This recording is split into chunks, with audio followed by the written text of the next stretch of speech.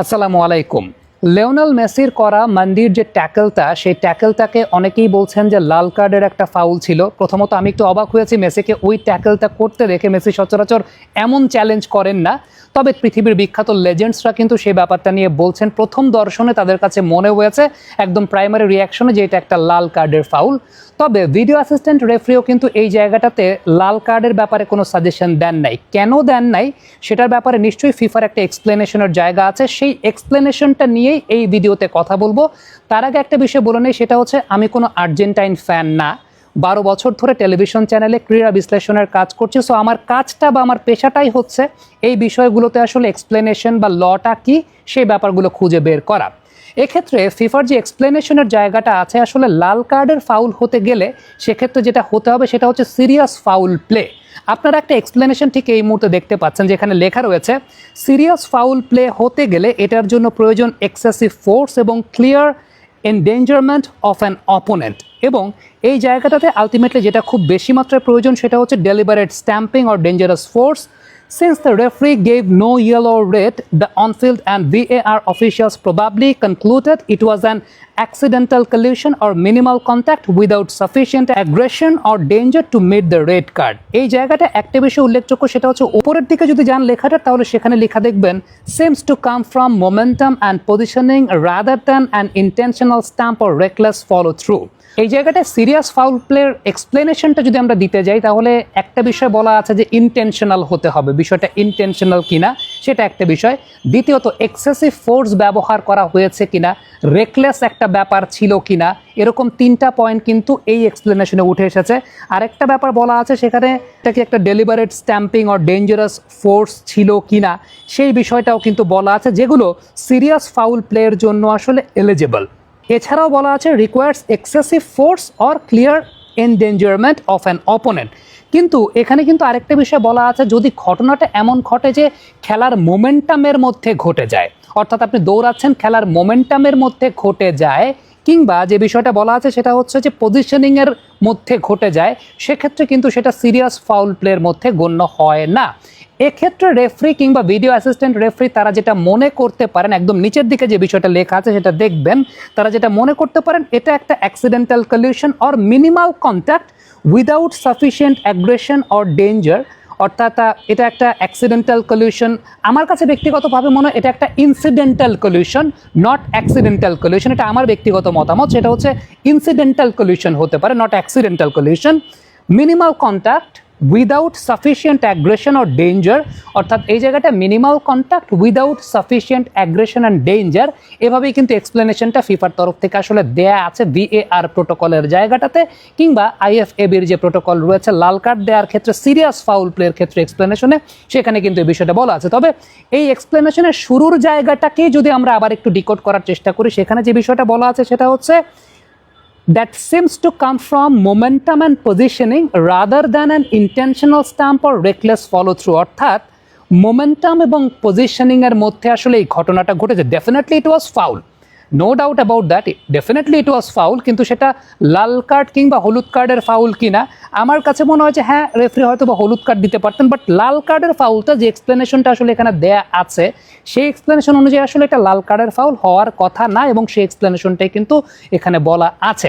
এখন এই জায়গাটায় বিখ্যাত ফুটবলার থিয়েরি অনরি তার ম্যাচ বিশ্লেষণ অনুষ্ঠানে বলেছেন, অনেককেই বলতে দেখছি যে এটা একটা লাল কার্ড হওয়া উচিত ছিল, কিন্তু আমার মতে এই ধরনের পরিস্থিতি বিশ্লেষণ করার সময় খেলোয়াড়দের উদ্দেশ্য বা ইন্টেন্টটা খুব গুরুত্বপূর্ণ। আপনি যদি ঘটনাকে আরেকবার দেখেন তাহলে পরিষ্কারভাবে বুঝতে পারবেন যে মেসির কনসেন্ট্রেশন পুরোপুরি বলের দিকে ছিল এবং তিনি একটা ফুটবল অ্যাকশন করার চেষ্টা করছিলেন। এখানে ইন্টেনশনালি কাউকে আঘাত করতে তিনি চান নাই। হ্যাঁ, এখানে একটা কলিউশন হয়েছে, ঘটনাটা কিছুটা অস্বস্তিকর বা খারাপ দেখিয়েছেও বটে, কিন্তু প্রত্যেকটা সংঘর্ষই লাল কার্ডের জন্য না, থিয়েরি অনরি সে কথাটা বলেছেন। এবং সেই সঙ্গে আরও বলেছেন যে VAR ঠিক এই কারণেই আছে যে প্রত্যেকটা ঘটনার স্লো মোশন দেখে বোঝার জন্য যে সেখানে কোনো খারাপ উদ্দেশ্য ছিল কিনা বা ব্যাড ইন্টেনশনে কোনো গুরুতর ফাউল করা হয়েছে কিনা। অফিসিয়ালরাও ঘটনাটা খুব সতর্কভাবে পর্যালোচনা করেছেন এবং শেষ পর্যন্ত তারা এটাকে হলুদ কার্ড দেওয়ার মতো মনে করেন নাই। হয়তো বা মানুষ এটার প্রতিক্রিয়া দেখাচ্ছে কারণ এখানে মেসি জড়িত, যদি অন্য কোনো খেলোয়াড় হতো তাহলে বিতর্কটা এত বেশি হতো না বলে আমার কাছে মনে হয়। সো আমার কাছে মনে হয় যে এটা একটা অনিচ্ছাকৃত এবং দুর্ভাগ্যজনক ঘটনা বা অ্যাক্সিডেন্টাল ঘটনা যেটাই বলি না কেন, আমি বঙ্গানুবাদ করার চেষ্টা করছি।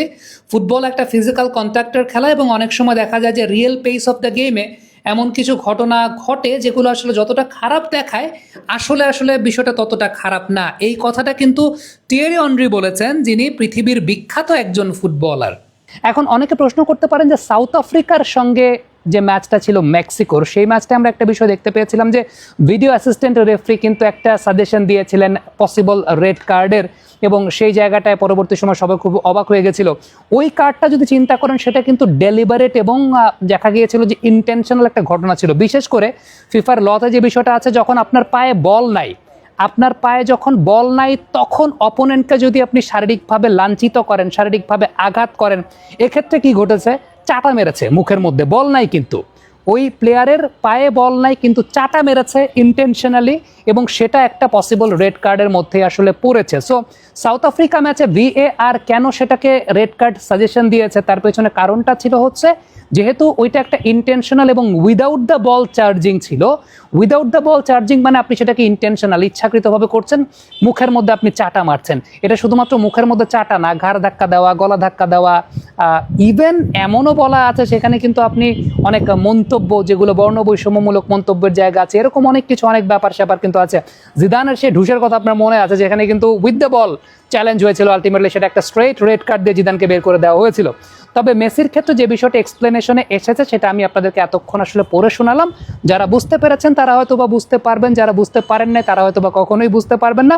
এখানে আমি কোনো পক্ষ নিয়ে কোনো কথা বলার কোনো কিছু নয়, আমার কাজটা আসলে এক্সপ্লেইন করা, এবং যেটা প্রোটোকলে আছে সেই প্রোটোকল অনুযায়ী আসলে এক্সপ্লেইন করলাম। এখন এখানে একটা ব্যাপার আছে, it depends on the referee ব্যাপারটাকে আসলে কি মনে করছেন, রেফারি কিন্তু সেই অনুযায়ী সিদ্ধান্ত দেবেন। এবং ভিডিও অ্যাসিস্ট্যান্ট রেফারি বা VAR কেন কার্ড সাজেস্ট করে নাই, সেই জায়গাটা আমি আসলে এক্সপ্লেনেশন দিলাম যে VAR এর প্রোটোকলটা আসলে কি। কারণ VAR ওই প্রোটোকল অনুযায়ী চলে, যেভাবে আসলে কোনো একটা ফাউলের ক্ষেত্রে, অর্থাৎ কোনো একটা রেড কার্ডের ক্ষেত্রে সেটা সিরিয়াস ফাউল প্লে হতে হবে, এবং সিরিয়াস ফাউল প্লের মধ্যে আসলে কতগুলো ক্রাইটেরিয়া আছে, সেই ক্রাইটেরিয়াগুলো আসলে এই ট্যাকেলটা এক্ষেত্রে ফুলফিল করে নাই। VAR মনে করেছে এক্ষেত্রে এটা একটা ইনসিডেন্টাল ঘটনা ঘটেছে এবং সেটা মোমেন্টামের মধ্যে ঘটে গেছে, এবং মোমেন্টামের মধ্যে ঘটার ফলে যে বিষয়টা ঘটেছে সেটা হচ্ছে পজিশনিং এর মধ্যে ঘটেছে। সো এটাই হচ্ছে আলটিমেটলি VAR এর ইন্টারপ্রিটেশনের জায়গাটা, যে কারণে তারা এক্ষেত্রে আসলে কোনো প্রকার কার্ডের সাজেশনটা অনফিল্ড রেফারিকে দেয় নাই। So that is it. Comment বক্সে আপনাদের মন্তব্য মতামত জানতে চাই, লিখে পাঠাবেন।